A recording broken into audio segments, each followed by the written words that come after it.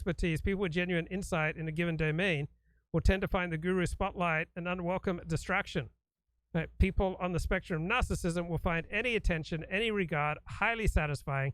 This will be their motivating factor for engaging in going way beyond whatever talents they might have to engage in the pseudo-profound nonsense tech described here. So this lack of self-awareness common among narcissists also seems to explain why gurus such as Dennis Prager seem to believe their own baloney.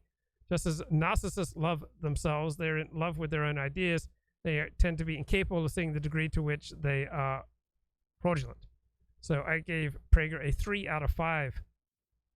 So here are some examples of Dennis Prager's self-aggrandizement. He explains why he wrote the Rational Bible Commentary. Somebody has to explain these biblical texts or they will go further into oblivion. So I'm a tad skeptical that Dennis, who autographs Bibles, has the ability to save the Bible. Julie tells him, it's revolutionized my life. Okay, I wonder if we can... Well, I talk about this. I wonder if I can find... Oh, can't find the timestamp for this, but she says, revolutionized. If all I did was affect you, it was worth writing, says Dennis. He's used that line at thousands of people. Julie, when I was done reading your Bible commentary, Dennis, I went from seeing the world in a secular way to seeing the world in a religious way.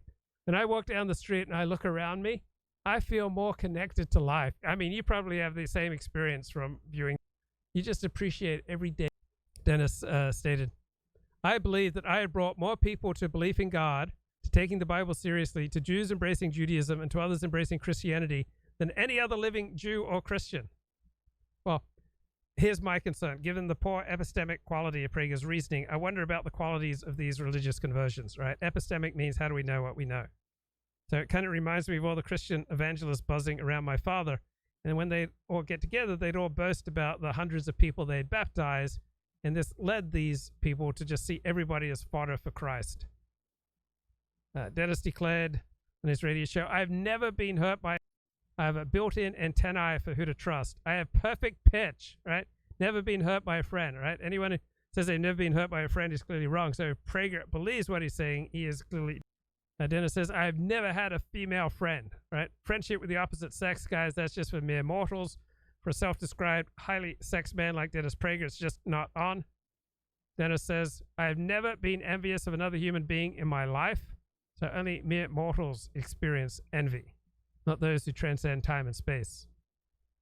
Dennis says, I didn't think my parents loved me when I didn't do much with my family. What I did was develop antibodies. I was vaccinated against emotional problems, right?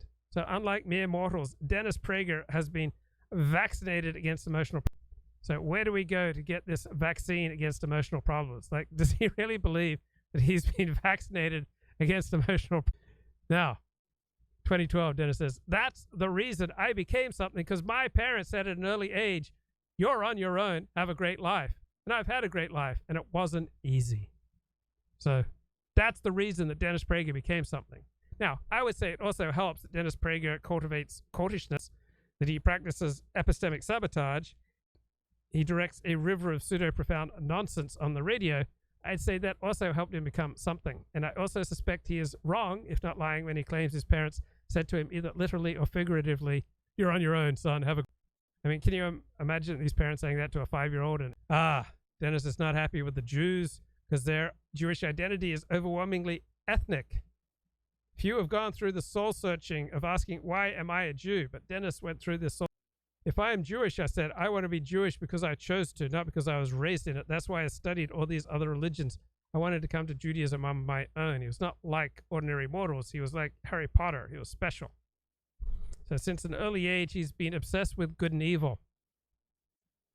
So Prager's obsession with good and evil only goes as far as he gets to play a starring role in this cosmic drama. So answers about why people commit evil or why people do good that don't play to his vision of himself as the moral leader in this cosmic drama, they don't rate with Dennis. For example, people with below average IQs have a below capacity for empathy and hence a below average capacity for decency, but Dennis has no interest in this obvious explanation for much of good and evil in the world. All right, so next, with regard to why people do good and why people do evil, that gives Dennis Prager a starring role in this cosmic drama. He's all up in that.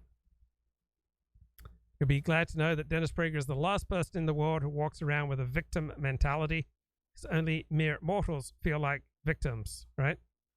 Gods do not feel like victims. Dennis says, I don't care about Jewish culture. That's why the board at Brandeis Bardeen Institute got angry at me. They were very into Jewish culture. I was very into Judaism. So do you think that that's really why the board at Brandeis Bardeen Institute got angry at Dennis Prager? Not for any of his personal qualities, for no other reason. It's just that Dennis didn't care about Jewish culture and he was just really into Judaism. So Dennis says he left Brandeis Bardeen in 1980 and the board treated him miserably. Dennis tells Julie Hartman at an early age, I wanted to do and I wanted to influence to do good, right? He says, I had this ambition that I would understand life as well as anybody who has ever.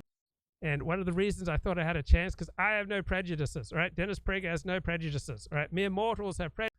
A god like Dennis Prager has no prejudices. For Dennis, there was no dogma that he had to meet, right? Everyone else has a hero system. Dennis Prager has no hero system. He gets to transcend the concerns of mere mortals. Like everyone else, Dennis Prager confronts life. Why? Because Dennis Prager doesn't have anything to prove. Only mere mortals have anything to prove. Do you think gods have anything?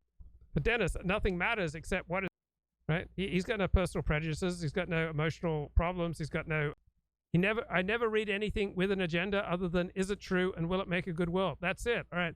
Everyone else has blinders on, but not Dennis. I wasn't burdened by psychological problems in my thought, such as anger at men or anger at women.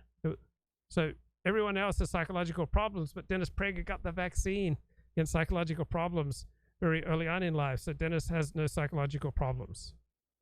You'll be glad to know Dennis announces, I have the training of a